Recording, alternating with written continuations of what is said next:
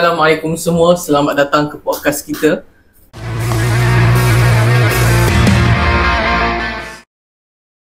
Bertajuk Bicara Ilmuwan Sastra. Hari ini kita akan berbincang tentang salah seorang tokoh sastrawan negara terkemuka di negara kita, iaitu Datuk Rahman Syahari. Datuk Rahman Syahari ini merupakan tokoh sastrawan yang terkemuka di negara ini. Siapa je tak kenal dengan Datuk Rahman Syahari? Beliau merupakan tokoh sastrawan negara ini. Dalam bidang sastra, nama beliau tidak asing, selalu disebut-sebut dan dianggap sebagai salah seorang tokoh yang giat memperjuangkan sastra di Malaysia ini. Amboi, rancak host kita ni. Macam tak perasan pula kami yang kat sini. Itulah. Dari tadi kita tunggu masa untuk nak bercakap. Tapi asyik host yang bercakap. Hei. Terlupa pula saya yang podcast kita ni, saya tak kesorangan. Kalau saya seorang je bercakap, bukan nama podcast lah kan. Okey, baiklah, bersama saya untuk siri ini adalah Akmal juga Hakimi. Lambai sikit kamera. Hai semua.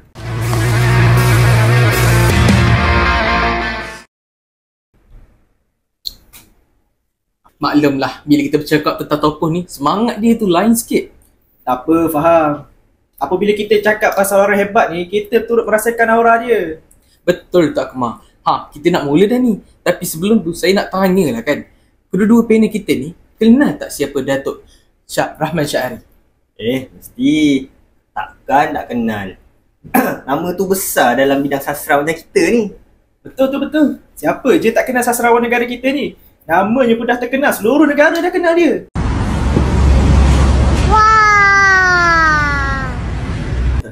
Kalau macam tu, apa kata kita mulakan dengan pengenalan diri Datuk Rahman Syahari? Okey, Hakimi, bolehkah Hakimi perkenalkan siapa sebenarnya Datuk Rahman Syahari ni? Mungkin penonton kita kat luar sana ada yang belum mengenali beliau. Okey. Saya dulu je? Boleh. Saya memperkenalkan siapa itu Datuk Rahman Syahari. Datuk Rahman Syahari ni atau nama sebenar beliau adalah Rahman bin Syahari. Beliau merupakan tokoh ulung dalam bidang sastrawan Melayu. Beliau banyak menjalankan kegiatan menulis pelbagai jenis karya sastra dalam pelbagai genre. Dan beliau juga menulis kritikan terhadap karya-karya sastra. Maknanya, Datuk Rahman Syahari ni bukan calang-calang orang lah. Kita tak boleh pandang beliau acuh tak acuh. Mestilah tak boleh pandang rendah. Kedudukan beliau dengan kita ni sangat jauh dalam bidang sastra ni. Baiklah Hakimi, terima kasih untuk penerangan pembukaan berkenaan tokoh kita ini. Good job! Okey, seterusnya kita akan bicarakan dengan lebih mendalam tentang siapakah Datuk Rahman Syahari ini. Mungkin Akmal boleh terangkan? Saya pula ya? Okey, macam ni. Saya akan terangkan berkenaan dengan tarikh lahir dan tempat tinggal Datuk Rahman Syahari. Okey, macam ni. Datuk Rahman Syahari ni dilahirkan pada tanggal 5 September 1949. Jadinya usia beliau tahun ni dalam tahun 2025 ni 77 tahun lah. Tapi masih gagah lagi dan masih giat menjalankan kerja-kerja berkaitan sastra dalam negara. Kalau saya lah dalam usia beliau tu, mungkin saya dah duduk rumah je kot. Dah tua kan? Betul lah tu, betul. Datuk Rahman Syahari ni berusia 77 tahun.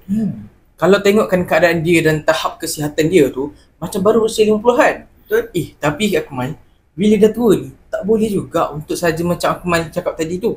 Tak elok untuk kesihatan. Kena ada pergerakan juga. Dengar lah. Itulah tu. Saya pun kena contohi Datuk Rahman Syahari lah nampaknya. Hakimi pula. Mungkin nak kongsikan berkaitan tempat tinggal dan pendidikan Datuk Rahman Syahari. Boleh. Baiklah, saya akan kongsikan tempat lahir dulu ya. Datuk Rahman Syahari ni dilahirkan di kampung Gial, Perlis. Rugi saya tak sekampung dengan beliau. Kalau saya sekampung dengan beliau, dia kat atas si bawah sikit je.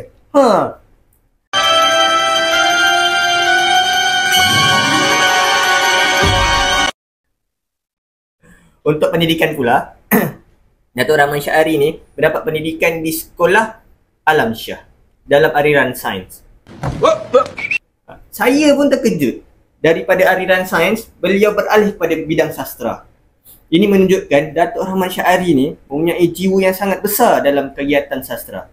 Seterusnya, beliau menyambung pendidikan di peringkat pendidikan tinggi di Universiti Kebangsaan Malaysia. Baru saya tahu Datuk Rahman Syahari ni dulunya pernah belajar dalam bidang sains.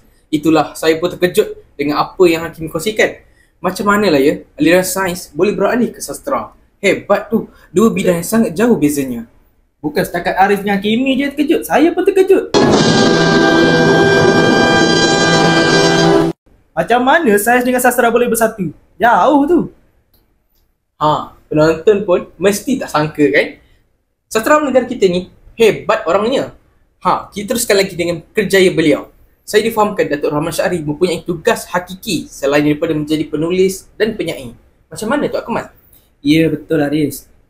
Kalau kita tengok rata-rata sastrawan negara kita ni bukanlah sekadar menulis dan menyair, menjadi penyair sahaja. Mereka juga ada tugas-tugas hakiki. Sama seperti Datuk Rahman Syahri. Datuk Rahman Syahri ni bukan terus bermula dengan menulis. Beliau memulakan kerjaya sebagai seorang guru dari tahun 1977 hingga 1979 selepas tamat pengajiannya di UKM. Jadinya, dia mula giat menulis tu masa beliau memegang jawatan sebagai seorang guru. Begitu. Yang kita ni macam bagai guru macam kita ni mungkin mempunyai jejak langkah yang sama macam beliau. Okey, seterusnya, Datuk Rahman Syahri bukan sahaja menjadi guru, malah pernah menyandang jawatan sebagai pegawai kurikulum di Kementerian Pendidikan Malaysia. Dah jadi pegawai dekat kementerian tu, maknanya bukan calon-calon orang lah tu. Jadi, Datuk Rahman Syahri ni tak berhenti di situ saja. Dia kemudiannya meneruskan pula kerjaya beliau dalam bidang yang sama, iaitu bidang pengajaran, tetapi dalam suasana yang berbeza. Datuk Rahman Syahri ni kemudiannya menjadi pensyarah pula di Universiti Malaya dan kemudiannya turut dilantik menjadi profesor di Universiti Malaya. Maknanya sebelum bergerak sastrawan negara lagi, Datuk Rahman Syahri dah pernah pegang jawatan penting dalam kementerian. Memang bukan salah orang lah Datuk Rahman Syahri ini. Ya, betul. Orang yang pegang jawatan di kementerian ini memang orang-orang yang hebat. Ya. Dah banyak dah kita tahu berkenaan latar belakang Datuk Rahman Syahri, tapi rasa macam ada yang kurang lah. Apa ya?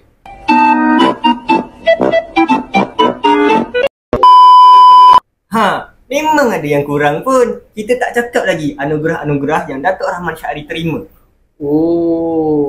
Ya tak ya kan? Patutlah rasa macam ada yang kurang. Mungkin Hakimi boleh kongsikan berkaitan anugerah yang pernah diterima oleh Datuk Rahman Syahri. Boleh je Aris. Datuk Rahman Syahri ni pernah terima banyak anugerah sepanjang pelibatan beliau dalam bidang sastra. Anugerah yang paling terkini, beliau telah mendapat anugerah paling bernilai, iaitu Anugerah Sastrawan Negara pada tahun 2022. Bukan itu saja, beliau juga pernah mendapat anugerah Hadiah Sastra Malaysia dalam kategori puisi pada tahun 1976, 1982 dan 1986. Sampai 3 dia dapat.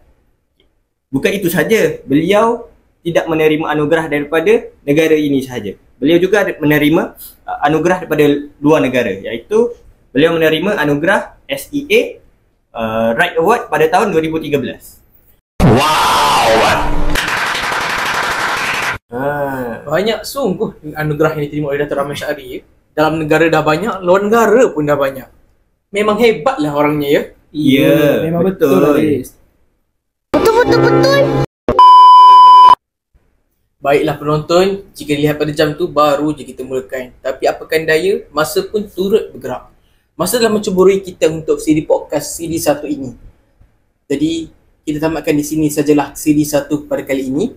Teruskan bersama kami untuk siri-siri seterusnya untuk kita mengupas lebih lanjut tentang ketokohan Datuk Rahman Syahri dalam bidang kesusastraan Melayu di Malaysia. Jadi, baiklah penonton, itu saja untuk siri kali ini. Jumpa anda di siri yang selanjutnya. Bye-bye. Bye.